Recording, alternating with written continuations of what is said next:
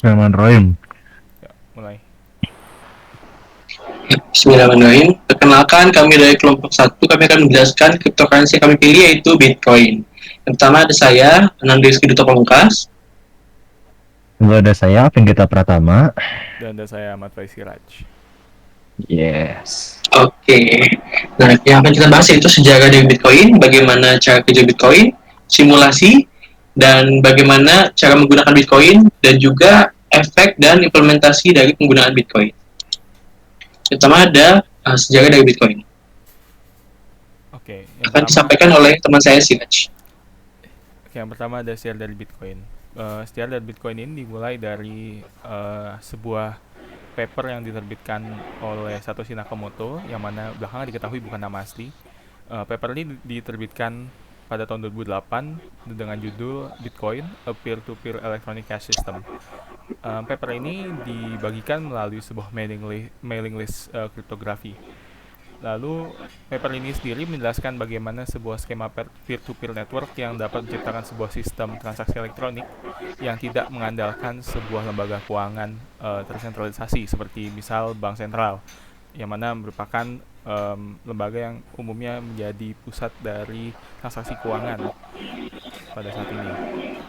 Lalu pada awalnya, pada saat fase awal mining ini, Satoshi Nakamoto membagikan 50 Bitcoin yang bisa di-mine untuk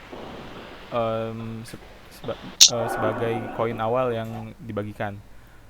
50 Bitcoin awal ini disebut sebagai Genesis Bitcoin. Oke, selanjutnya akan dijelaskan bagaimana cara kerja Bitcoin. Nah, dalam Bitcoin, koin ini merupakan chain atau hubungan antara digital signature. Nah, hubungan ini dapat dilihat seperti pada gambar di samping ini, di mana signature ini berfungsi untuk memverifikasi blok sehingga blok tidak dapat diubah. Itu. Nah, kemudian hubungan dari digital signature ini akan didistribusikan kepada seluruh network atau yang kita sebut sebagai shared public ledger. Shared public ledger atau blok ini akan berisi transaksi yang merupakan transfer dari sebuah value atau koin yang berasal dari Bitcoin wallets.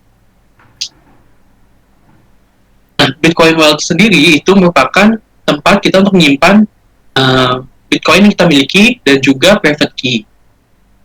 Private key ini digunakan untuk yang tadi melakukan tanda tangan dari transaksi yang ada seperti itu, sehingga transaksi ini tidak dapat diubah oleh siapapun. Ketika transaksi sudah disebarkan ke dalam sebuah network, maka dibutuhkan waktu 10-20 menit untuk memverifikasinya. Ya, hal ini disebut sebagai mining. Mining ini adalah menggunakan konsensus sistem untuk mengkonfirmasi transaksi yang masih bersifat pending dalam sebuah blockchain.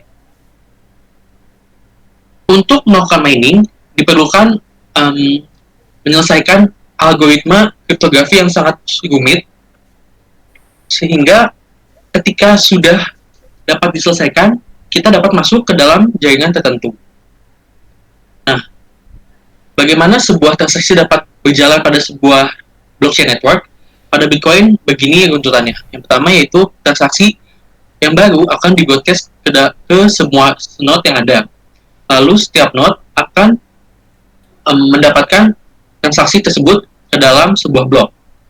Kemudian setiap node akan melakukan mining atau mencari cara untuk menyelesaikan dari algoritma konsensus ini. Ketika sudah ada node yang berhasil menyelesaikannya, maka node ini akan menyebarkan blok tersebut ke semua node dan memberitahu ke semua node bahwa blok ini adalah blok yang valid dan akan digunakan oleh seluruh node yang ada. Kemudian ketika ada transaksi baru, akan ditambahkan ke node yang merupakan node valid ini. Nah, selanjutnya adalah simulasi. Simulasi yang kita menggunakan Bitcoin Simulator. Jadi di sini terdapat Hmm, ini adalah blok terpanjang atau chain terpanjang pada Bitcoin. Nah, di sini dapat dilihat bahwa blok ini berisi transaksi-transaksi, yaitu transfer Bitcoin. Juga dilihat di sini ada hash dari blok sebelumnya, yaitu hash yang ini, dari blok yang ini.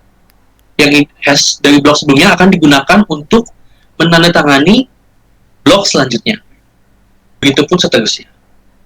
Nah, tanda tangan ini atau private key atau cryptography hash itu digunakan untuk memvalidasi, sehingga ketika ada uh, balance yang tidak sesuai, maka transaksi ini akan dinyatakan invalid.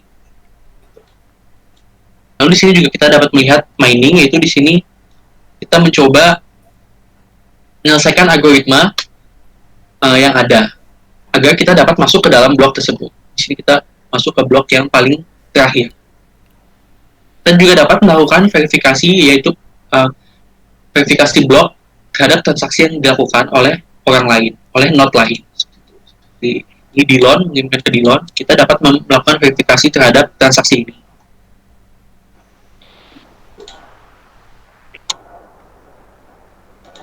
Nah, selanjutnya bagaimana cara menggunakan Bitcoin akan dijelaskan oleh teman saya.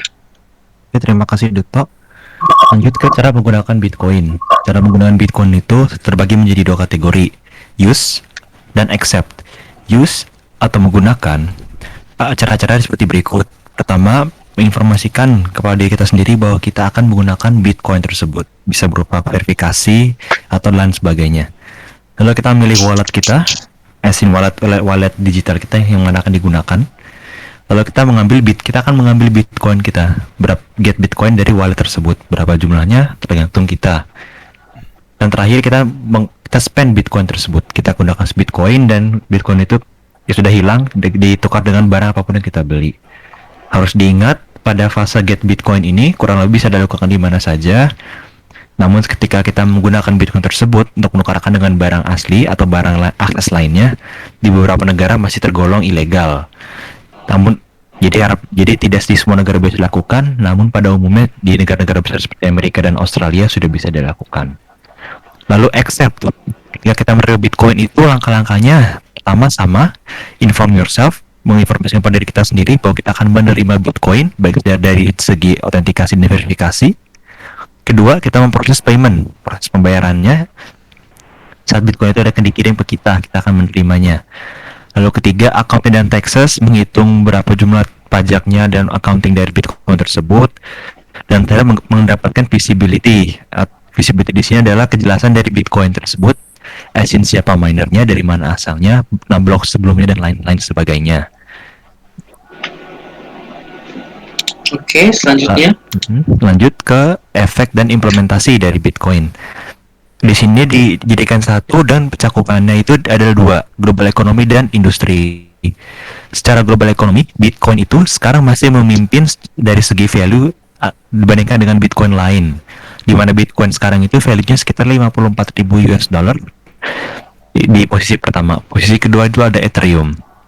Nah, sebelumnya Bitcoin ini cukup terkenal dengan reputasi buruknya yang volatile atau tidak stabil dan masih kurang jelas.